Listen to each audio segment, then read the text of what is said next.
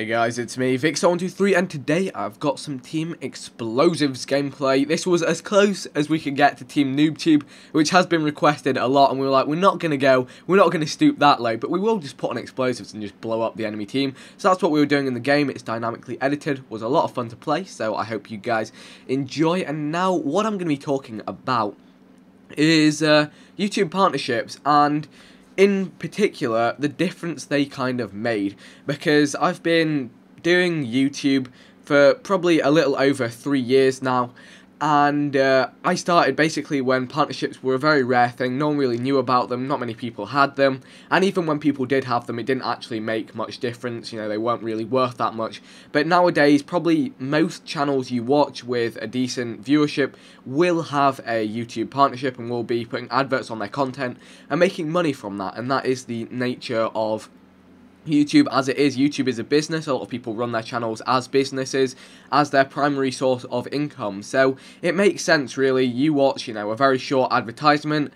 The advertisers pay for that, and the channel can make some money from that to reinvest in their content, allow them to justify putting as much time into their content, and it all kind of makes sense. But when these partnerships came in, they were good and bad, and this was, at the time I didn't really realise much of what was going on, didn't really understand it. I was quite young at the time, about 3 years ago, I would have been 14, but now in hindsight, I can tell there were different effects that they had. So, the positive definitely being that they motivated people to, up the quality of content. When partnerships came about, the quality of content did significantly increase, because people thought, not only have I got the incentive of having, a larger fan base, but I can also earn money from increasing the quality of my content, the quantity of my content, all that kind of stuff.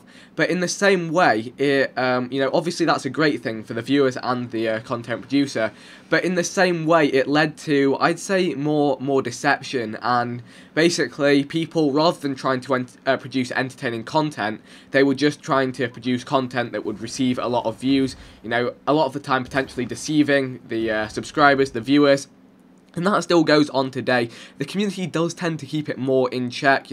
People will get a lot of backlash if they go ahead and, produce something that's really misleading, something that from the thumbnail and the title literally doesn't look like what it is.